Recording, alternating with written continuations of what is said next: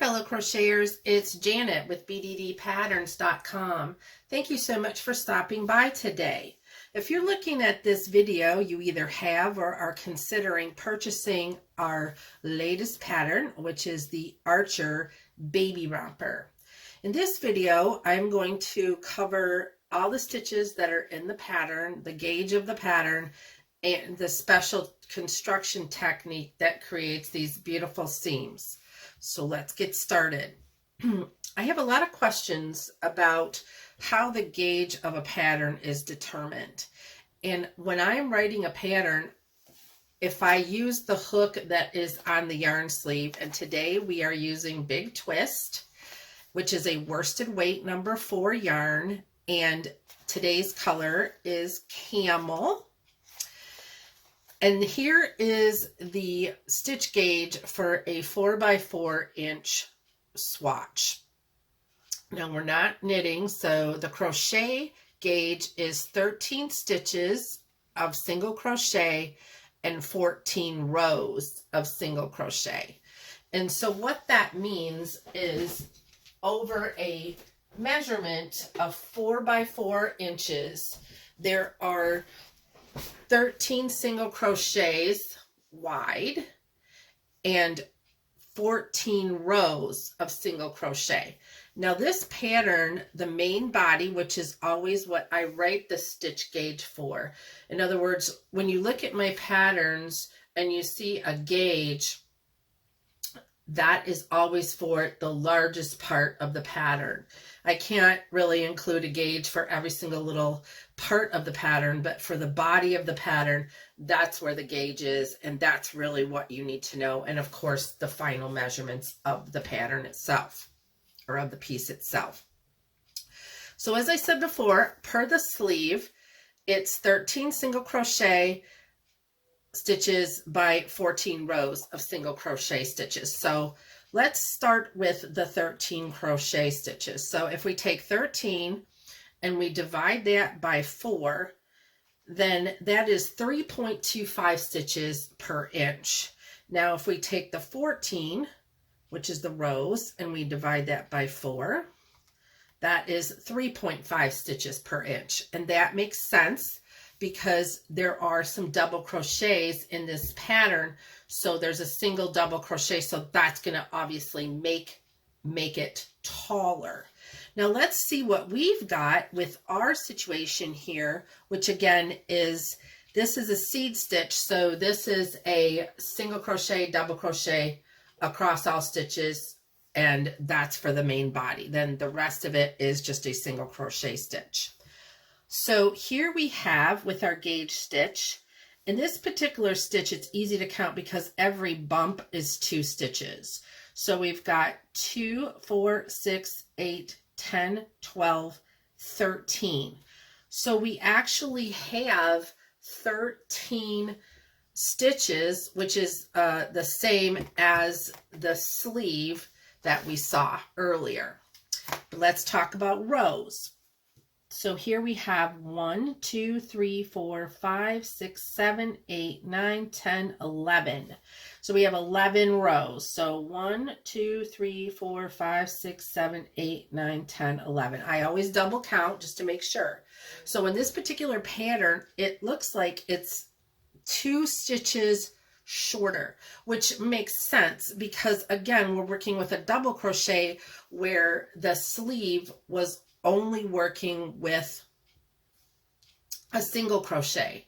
And I hope this explains how to arrive at a gauge. I hope that this helps because out of all the questions that I get, the questions that I get the most are how do I download my pattern, which is pretty crazy. But then the next question I always get is about gauge, because sometimes I use larger hooks than are on the sleeve, or again, the person catches it, oh, wait a second, the gauge isn't the same as a sleeve. Well, it shouldn't be if we're doing different stitches that are listed on the sleeve.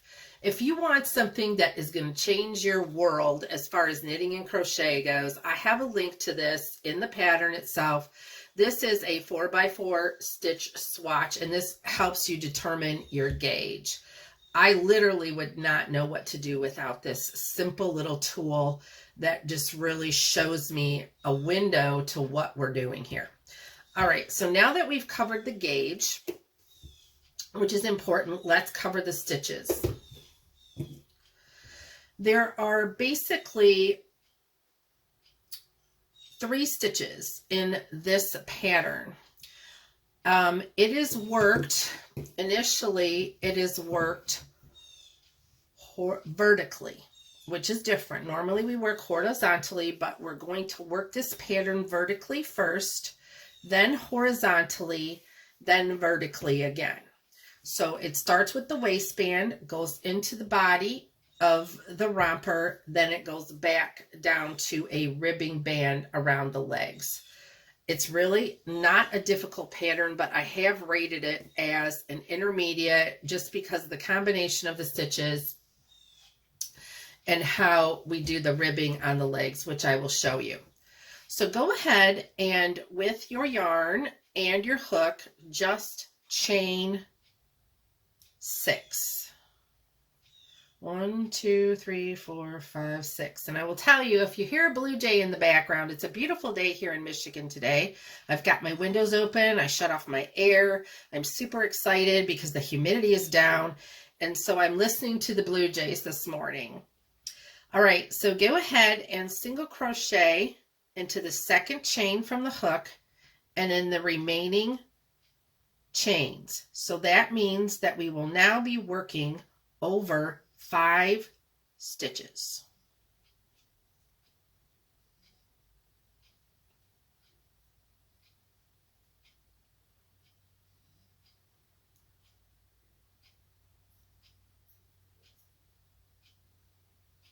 All right, at the end of that row, chain 1. Now, if this looks a little wonky on the first row, that's okay. It's nothing because it's going to be a seam anyway. Single crochet into the first stitch, and I'm sorry, I'm going to make this bigger for you guys so you can see it. Let's do that again. It's a single crochet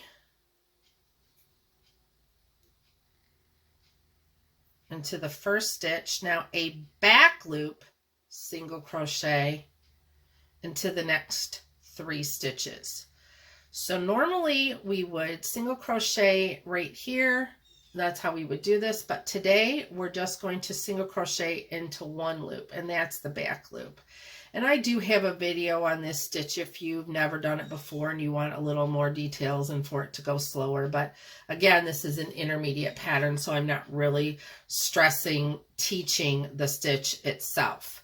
And then on the last stitch, you're going to do a single crochet, chain 1, and turn. So the pattern here that we're looking to complete for the stitches is a single crochet, 3 back loop single crochets,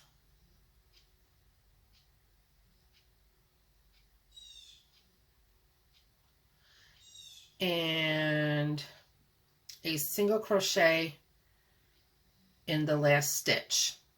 Please go ahead and complete, that would be, we've done 2 rows. Please go ahead and complete 10 more rows, and we'll meet back here and we'll move on to how we start into the body or the body of stitches, and then I'll show you how to put this on the edge of the stitches and we'll be done.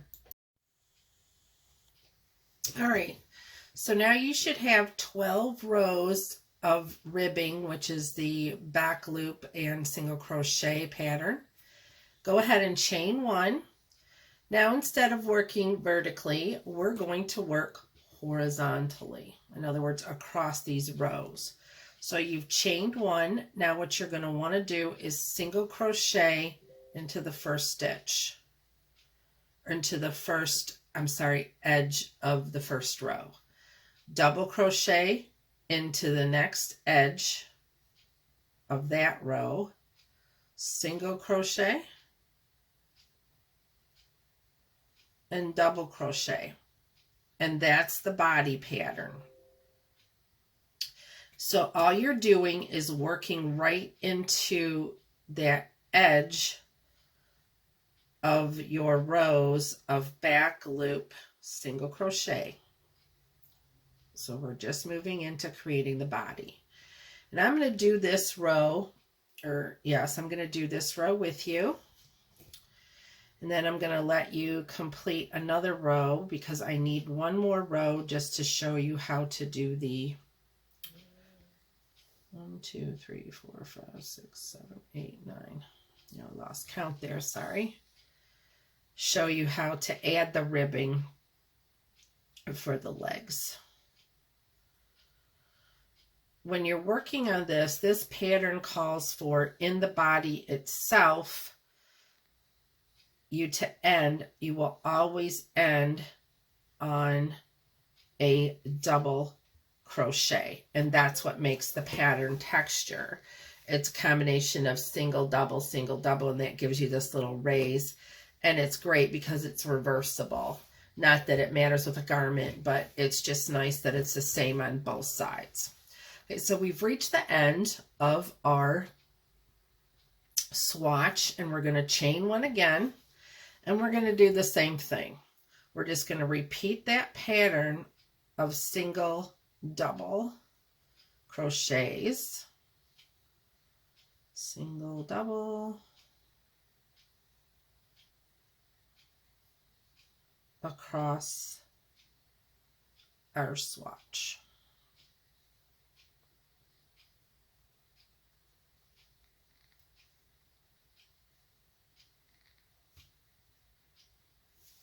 Now you can see how beautiful this is becoming with just the texture and everything. And I don't know if you figured it out yet, but I will show you how this all works. As I said before, you always end on a double crochet. So what's happening here is that your first stitch is a single crochet, your last stitch is a double crochet, and that happens on every row. So what's going on is you're actually doing the opposite stitch of the row before. In other words, in knitting, we call it the opposite of as the stitch presents itself. And that's what creates this little action, is what creates this beautiful little bump, if you will, or texture. Okay, so now we have completed how to do the seed stitch, and we are going to learn how to attach this border onto our leg. Now, per the pattern, the leg is worked across a different amount of stitches, so you can see that in your pattern. But here, for this purpose, I'm going to just show you how to do it across these 12 stitches.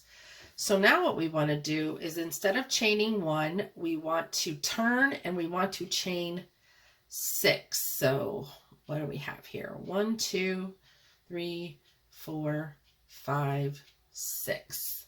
Okay, so we have chained 6. All right. Now what we're going to do is single crochet into the second chain from the hook, and it does get a little wonky here, but once you get past this first row, you're good to go. So now into the subsequent chain, which means that again we will be working over 5 stitches. So now instead of working horizontally, we're going back to working vertically. 4, 5. Okay, so on the 5th stitch from the hook, because remember we took out one by going into the second chain from the hook, we are going to look for the next stitch. In other words, we're here at this chain, so we're just going to go ahead and count that as the first stitch, but go into the next stitch as you normally would and just do a slip stitch. Slip stitch. Okay, now go into the next stitch and do a slip stitch. Turn your work, skip those 2 slip stitches, complete 4 single crochets into the back loop of the single crochets on the chain that you just did. 3, 4, single crochet into that last stitch, chain 1, and turn. Now do you see how we're back to working vertically instead of horizontally? Now let's go over this again just so that you understand it. We're going to single crochet now into the first stitch, back loop single crochet into the next 4 stitches of our ribbing. 3, sorry, that's 3, and this is 4 right here, because we are working over a total of 5 stitches on the ribbing. Okay, so now that we've completed that portion of it, what we're going to want to do is we're going to locate the next 2 stitches. Now this is where I need you to pay attention to identify the stitch that you're going to slip stitch in. Okay, you're already, if you can see, you're already in this stitch right here. Okay, the next stitch is the one that you want to slip stitch in. So go ahead and slip stitch into that next stitch of the body and another slip stitch into the next stitch. So that's 2 slip stitches. Okay, now we're going to turn our work. We're going to pull this yarn around, and we're going to skip those 2 slip stitches and complete 4 back loop single crochet stitches,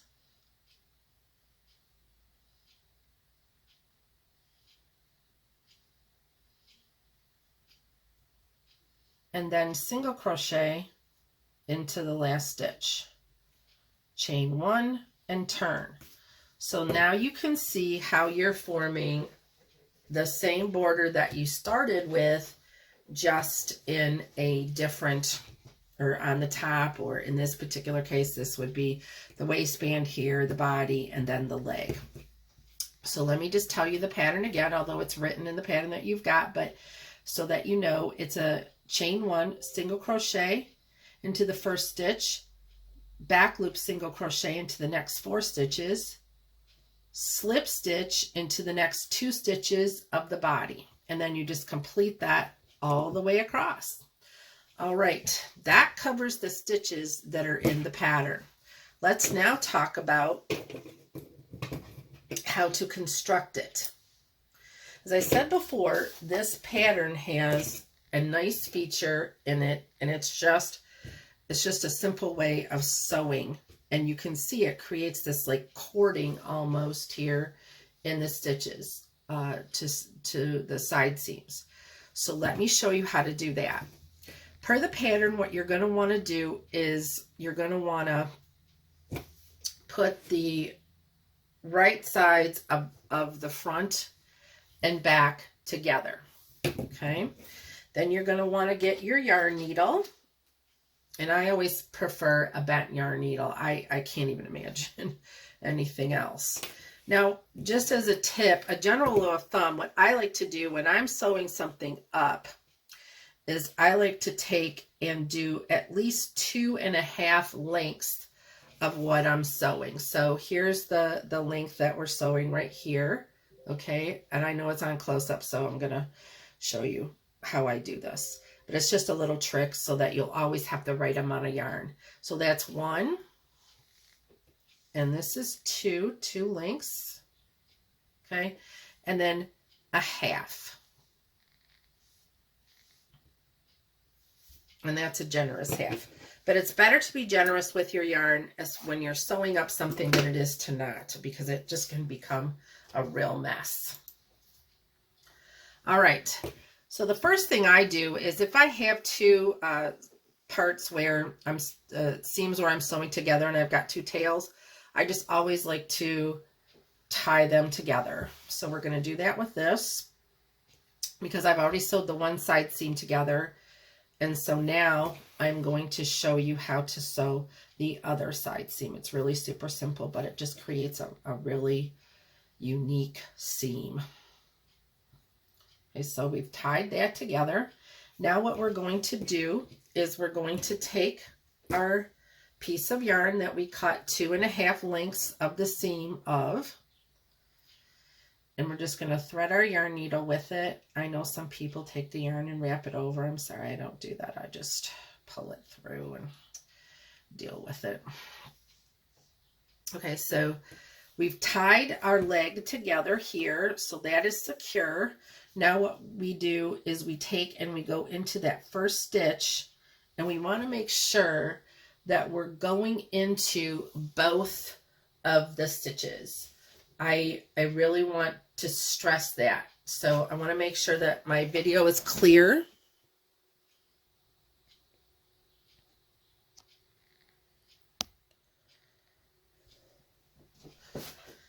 All right.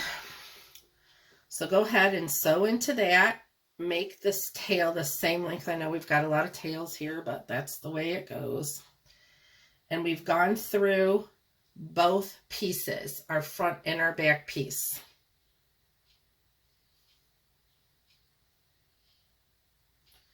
And we're just going to tie a knot. Okay, so our tails are all the same length. Now we're going to work up, and you can see I covered my tails here, so I'm just going to trim that while we're here. Okay. So let's sew this together. On the first stitch, please just go through both stitches twice, because this is a stress point. When you're sewing, you know about stress points. They are at various parts of each pattern. Usually corners are stress points, crotches are stress points, and when we're sewing, we always double sew those. So this is the same. It's where we joined everything together. We want to make sure that that edge is really, really crisp. Okay, so what we're doing here now is just like with the back loop of the stitches that we worked on, this has a back loop and a front loop. There's your V. Now your V is pointing to the left. So in other words, the tip of the V is this way, and the wide part of the V is the other way. We want to work into the back loop, or the outer loop, let's call it the outer loop of each stitch. So you want to make sure that everything is lined up as far as your seam goes and as far as your front and back piece goes. And then you're just going to want to do a binding stitch into those two loops. All right, let me show you again so you can see. Okay, it's this loop here, the loop that's toward you, and on the other piece, it's the loop that's farthest away from you. And you're just putting your needle in there and doing a simple binding stitch in those two loops. I'm going to do this just a little bit more, and then we're going to open it up so that you can see what you're doing and why we're doing it this way. Okay, again, this is the stitch right here, or this is the loop right here, and this is the loop right here, or the loop of the stitch, however you want to call it. Right, my yarn is getting a little twisted here. Sorry about that. Okay, again, the loop that's closest to me, and the loop that's farthest from me on the other piece. So here I'm working with the back, and the front is toward the back. All right, one more time. Right up into those outer loops and just bind. Now sew this all the way up to the corner of the waistband, and right there on that one stitch, you are going to want to do the same thing that you did to the other stitches, which is do it twice, and that way your waistband will be reinforced. Once you get up there, you can tie everything together securely and weave your ends, and you'll be done. Thank you for stopping by. Have a great day and enjoy your Archer baby pattern.